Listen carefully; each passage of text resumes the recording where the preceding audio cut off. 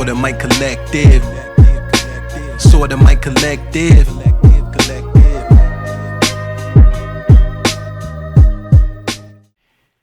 Grace and peace. Welcome to the Sorta Mic. I'm Denard Winborn, and this is a introductory episode to let you know the why behind everything you will hear. And I started the Sorta Mic because scripture changed my life. I came to know the Lord Jesus Christ through reading scripture. And from that moment, I was just hungry to know it, to understand it, and to live it. You know how it is when you first become a believer. Your emotions is flowing and, your joy is overflowing and you just on fire for the Lord. But over the years, as I studied, the more I saw how desperately believers needed clarity, true biblical clarity. And so my goal is simple, is to bring clarity through the scriptures for believers like you so that you can know and believe God's word for his glory and for your good. And I know that's vital because the word should be the most important thing in our life. It should be our highest authority. And as you grow in your faith through his word, knowing him more deeply, trusting him more fully, and reflecting him more clearly, he is glorified, the Lord Jesus Christ. And as a result, it's for your good, which includes your joy, your freedom in Christ, your identity in Christ, your hope, your purpose.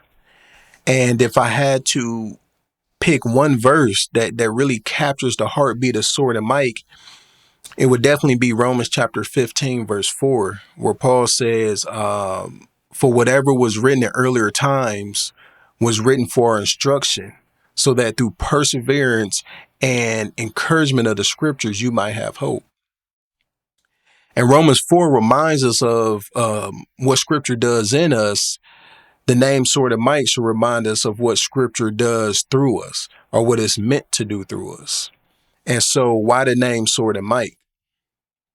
Well, with a focus on scripture, it only made sense. And when I was reflecting on Ephesians 6, on the whole armor of God and how, God gave us this armor in this spiritual warfare, you realize he only gave us one offensive weapon, the sword of the spirit, which is the word of God. And when I was meditating on that, a few things stuck out to me. One was, it's called the sword of the spirit, which shows it's the spirit who's the source. He empowers and applies the word of God. Another thing that really stuck out to me was Paul's use of the Greek word. Instead of logos, he used rhema. And rhema is a spoken or declared word. It's a specific word for a specific moment. It's scripture applied. If we look at the two together, logos and rhema, logos would be the whole message, whereas rhema would be a precise slice of that message for a specific moment. And we get a picture of this in our with the temptation of our Lord Jesus Christ in Matthew chapter 4. When Jesus was tempted, he modeled using the rhema word. He kept saying, "It is written, it is written." And so he responded with scripture, a specific scripture for the specific lie or the specific temptation he was facing. And so I just thought that was powerful, that God in his grace would give us this offensive weapon. He didn't, just get a church armor to survive, but he gave us a weapon to strike back. And what I mean by that is we can strike back against the personal temptations and false teachings invading the church and cultural lies with the word of God. And even more so, go on the offense by boldly proclaiming the truth of the gospel of Jesus Christ. And so that brings me to the mic. And the mic simply represents the medium, whether it's through song or whether it's through podcasts. It's the medium by which the truth is proclaimed with clarity and boldness and conviction. And because the mic is simply the medium for proclaiming truth, I've organized this channel into 3 different lanes. And one of them will be called Sword Sessions. Sword Sessions is where we open the scripture together. It'd be teaching, in-depth studies, topical studies, devotionals. This lane is all about clarity, depth, and discipleship. I'll also have what you call state of the culture, where we'll look at what's going on around us, in our culture, politics, whatever. All these things through a biblical worldview. We can't avoid them. And so we want to address those things scripturally.